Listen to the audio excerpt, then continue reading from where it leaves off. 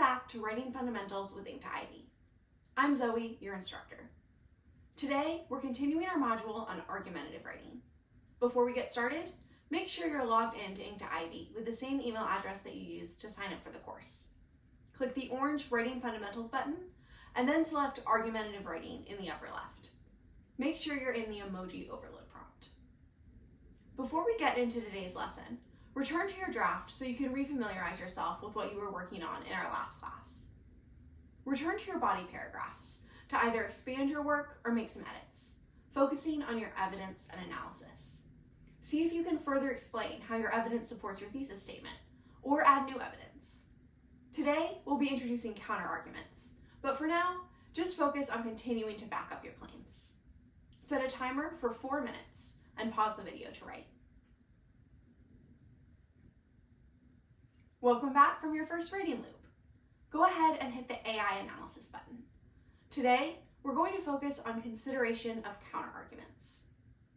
We've talked about an argumentative essay as an imagined debate in which you try to convince your reader to agree with your claims. Today, we're going to imagine that debate opponent, the person you're arguing against.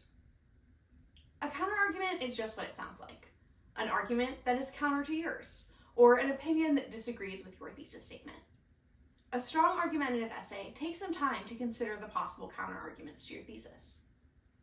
Last week, we talked about writing your essay's body paragraphs, which include a topic sentence, or mini thesis statement, evidence, and analysis of that evidence to explain how it supports your argument. We talked about that as a way of zooming in further to your argument, fleshing out the details of your claims, and then zooming back out to your broader thesis statement.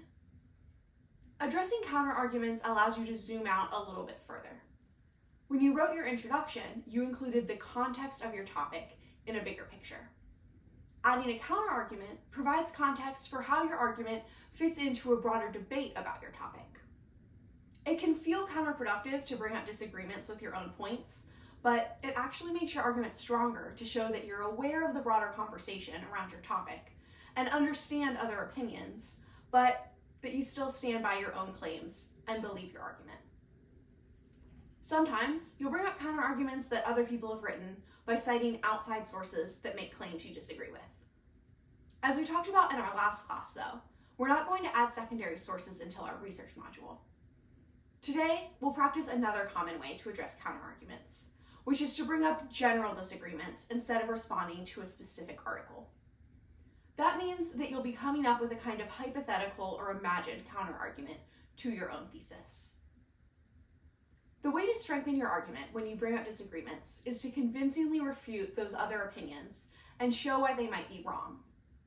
We've talked about the fact that there's no one right answer to this prompt. So a counterargument to your opinion won't necessarily be factually wrong, and you can't prove that your argument is the only correct opinion. And usually, no matter how strongly you believe your thesis statement, you can't definitively prove that counterarguments are wrong. Instead, when you refute a counterargument, you acknowledge that you've considered the opposing opinion, but still have good reasons for not agreeing with it. Perhaps the counterargument fails to consider something that you've thought about thoroughly in your essay, or it misses some context of your topic that you've addressed, or maybe it relies on unsound evidence. The way to effectively refute the counterargument, though, is not to spend all of your time picking apart where you see its flaws, especially in the kind of work you're doing today where you aren't responding to a specific real argument, but are imagining them in general. Instead, quickly dismiss a counterargument with a focus on your own claims that you're making through evidence and analysis. Transition from acknowledging the counterargument to refuting it by adding appropriate evidence and analysis in the same way that you did in our last class. For example, if you mention a counterargument that claims that emojis limit our ability to communicate, you can turn to an example from your own life of using emojis that help you communicate more clearly to support your thesis statement that emojis are beneficial to language.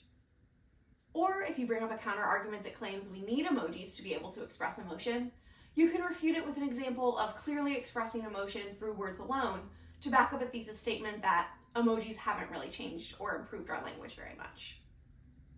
Since your focus will be on refuting the counterarguments with more support for your argument, you don't need to devote a whole paragraph to addressing counterarguments. Instead, bring them up in your body paragraphs and use them as a transition into more of your own points, adding additional evidence and analysis to back up your argument. When you go back to drafting, you might want to refer back to some of these phrases to help you transition between points. On the left are ways to start your sentence by considering a counterargument while setting up your dismissal of it in the second half of the sentence. On the right are ways to just transition between your own points mid-paragraph. Feel free to use these suggestions in your drafting as you add to your existing body paragraphs to acknowledge and refute at least one possible counterargument. Set a timer for 10 minutes and pause the video to write. Welcome back from your second round of drafting. Run another round of AI analysis and see how you've improved. Hopefully, you've seen some growth in your consideration of counterarguments. In our next class, we'll finish drafting our arguments by adding some reflection and writing our conclusions, but feel free to work on your body paragraphs before then.